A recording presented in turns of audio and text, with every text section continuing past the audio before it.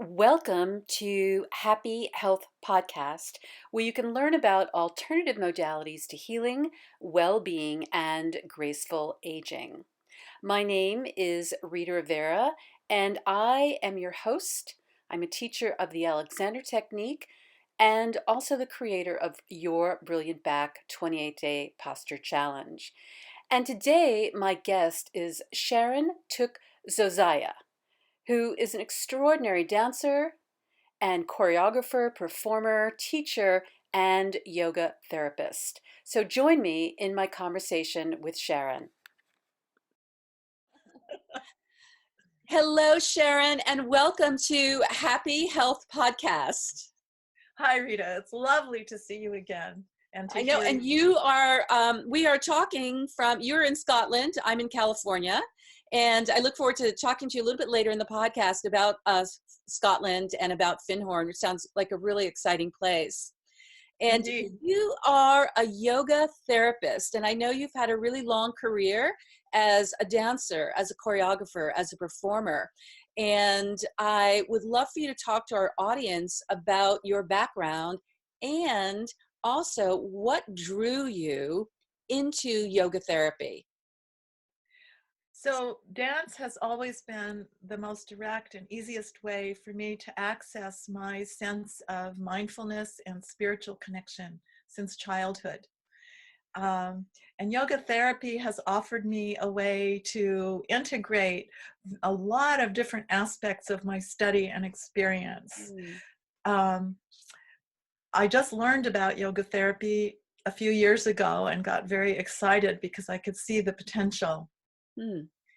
As you mentioned, I have a long career working in the field of dance. I trained at UCLA and various other places. I have a master's degree in dance, but I also studied kinesiology, which is the science of human movement, because I've always been fascinated with the mind-body connections.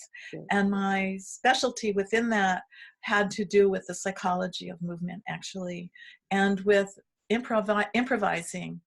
It had to do with improvising and the ability to be in the present moment, in the body, moving and relating to the world around us, to our inner experience, and to one another.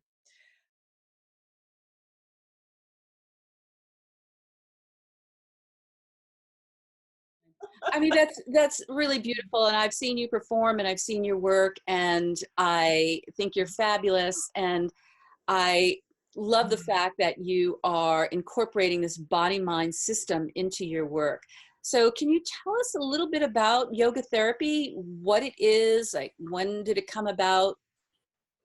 So, as I'm sure most of your viewers know, yoga is an ancient Indian system of really philosophy and practices designed to help a person reach towards clarity and really enlightenment, which for some people is a big, huge, all at once thing, but for most of us mere mortals is something that happens in little stages, little windows opening over time. Yoga therapy has always been a kind of connection or subset of Ayurveda, which is the traditional Indian medicine. Although there are some Westerners who claim to have kind of codified or invented it, it's really very ancient. And it works with all 8 limbs of yoga.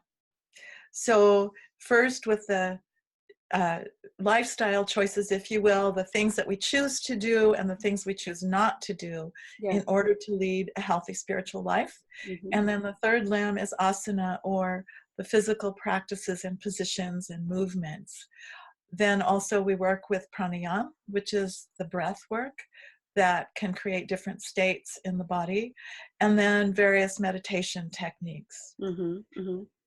So the intention of a yoga therapist is not to try to fix someone, but to meet the client where they're at, to support them to reach whatever their goals are. So whether it's to be calmer or to come back from an injury or to live with a life-limiting condition that's not going to go away, but that can be managed in different ways, it's really up to the client as to what their needs are.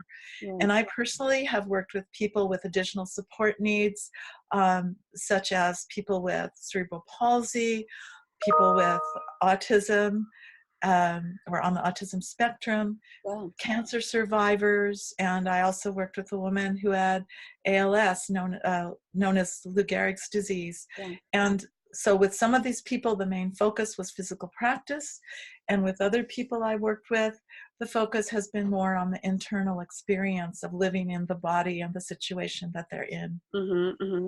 Wow. So there really is a pretty wide range of people that you work with.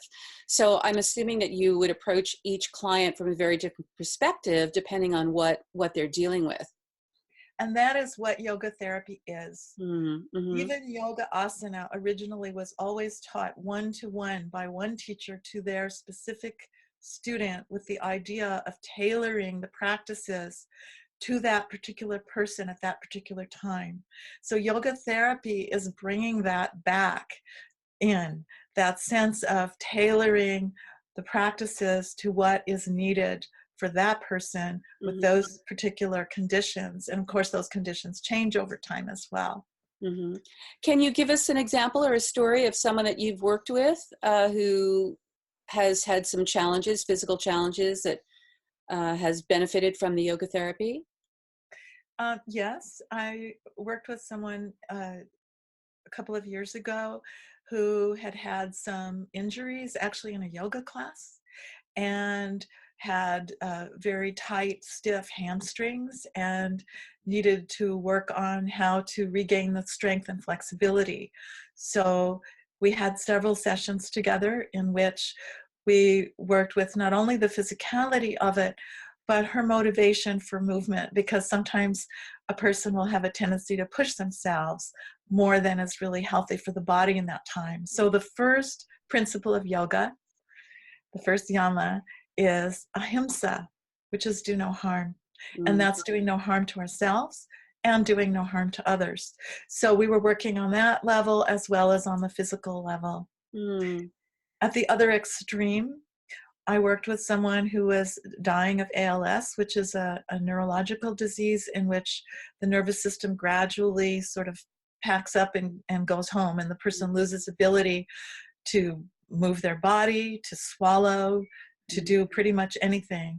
And with that person, we were working very much around acceptance and attitudes and taking a spiritual perspective. Yeah. Um, and she was very inspiring to me, I have to say. She kept Mm. working till the day she died, even though she Mm. needed a huge amount of support. Wow, that is really beautiful. That is really beautiful. And you also do something called creative movement or creative expression. I call it different things at different times. Basically, what it is dance improvisation, Okay.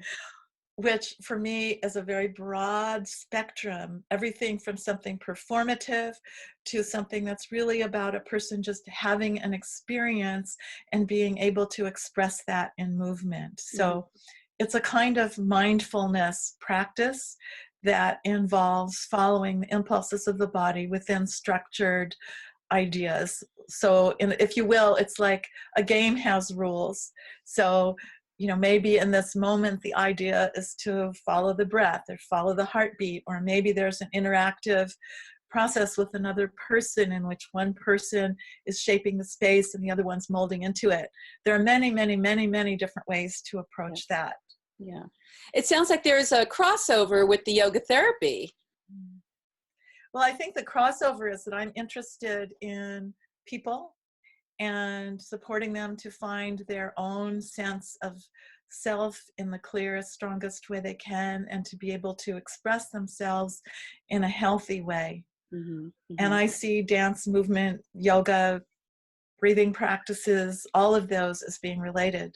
I mean, the truth is, even when I was teaching ballet at Cabrillo College, I had students coming up to me and saying how much they were getting out of the class from a philosophical point of view, because that's how I approach everything. Yeah. Yeah. I should also mention that I did train back in the 1990s as a psychosynthesis counselor and therapist, and that is a transpersonal approach to psychology and education, and that informs everything that I do. Hmm. Wow. And is that something that you do in private practice, or is that just something that you incorporate into everything? I haven't done it in private practice somewhat, but right now, for many years, it just informs whatever I do, whether I'm Mm-hmm. teaching, whether I'm working with people interpersonally. Um, it's just taking a step back and looking at what is trying to emerge here.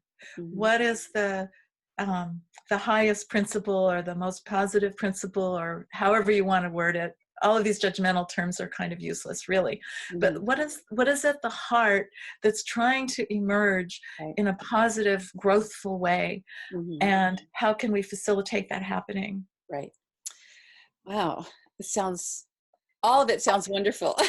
And so you're teaching classes right now on a weekly basis. You're teaching the creative movement and yoga, or? I'm just about to start teaching actually a chair yoga and dance class.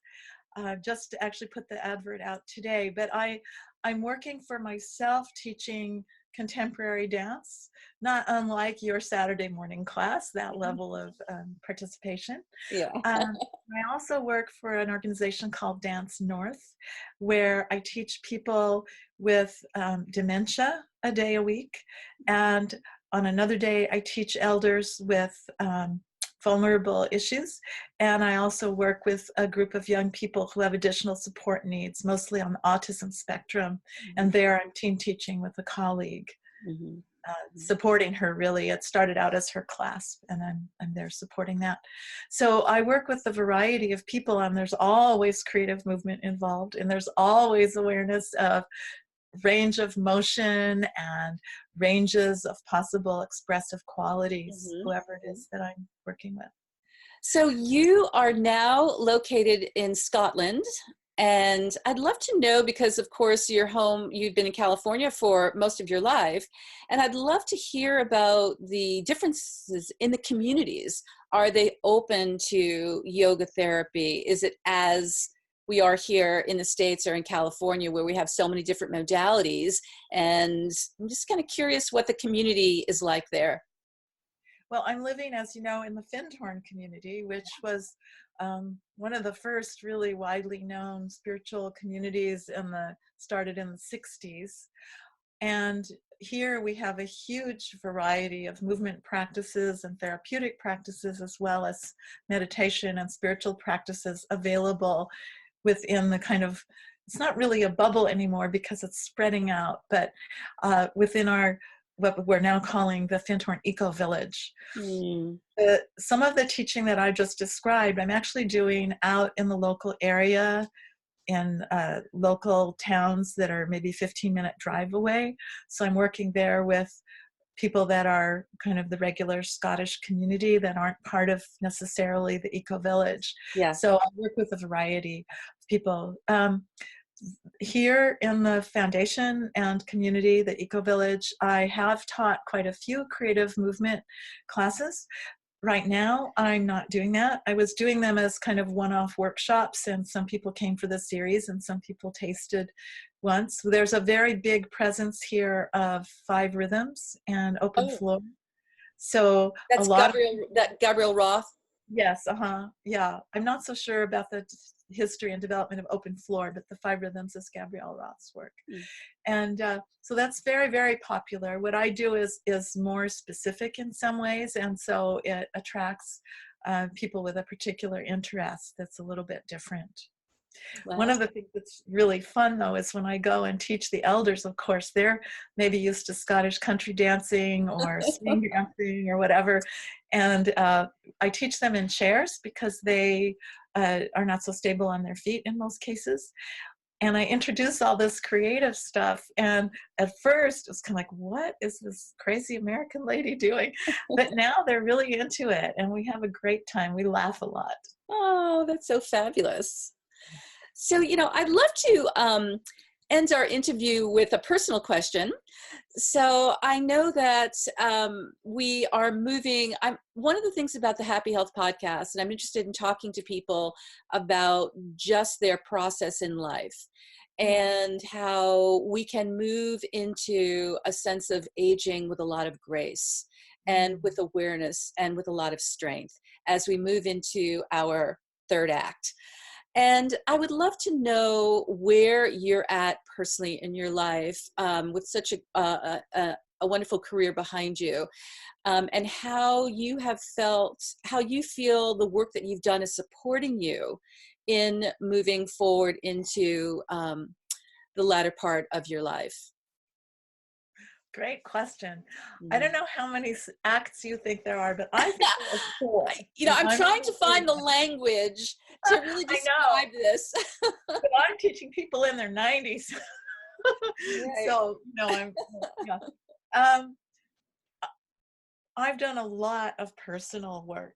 I've experienced a lot of different kinds of therapy and meditation, and all of these practices help me to stand in the face of knowing something I didn't know when I was younger, which is I know I'm going to die someday. Yeah. I first really knew that when my mother died in 2012, and I saw her empty shell of a body, which looked like the husk of a butterfly leaving. Mm. And it's like, oh, I'm going to die. So it helps me to stand in that. And standing in that causes me to question what am I doing and why am I doing it and what's important over and over again. I don't always have answers to what's the appropriate next step for me in any given moment, but living in that question has a richness to it. Mm-hmm. I think there is a lot of discrimination in various places against older adults, which we are, let's face it. Yeah. Right now, I'm not experiencing that, but I really know that that has happened for me in occasions where I've been looking for example, college dance teaching jobs and Yeah. have been interviewed many times, but didn't get the job, I think, because of age discrimination. Right. Mm-hmm. Um, so it's an interesting one to think about.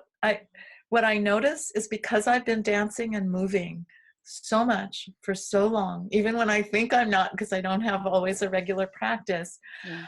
I have a kind of vitality that keeps me going. Mm-hmm. Even if I have an injury sometimes or whatever happens, I just know that I can move through things and that movement is important. Mm-hmm. Also, that the word emotion means impulse to move. And when there are feelings that arise for myself or other people, it's really important and helpful to keep moving. Also, I don't particularly have problems with arthritis, but I know many people that do, and I teach people that do. There's a tendency for people with arthritis or stiffer joints to want to stop moving because it hurts. But so many studies have shown, and my own experience with the little bits and pieces in my own body and with others, is it's so important to just keep moving. That gracefulness requires movement.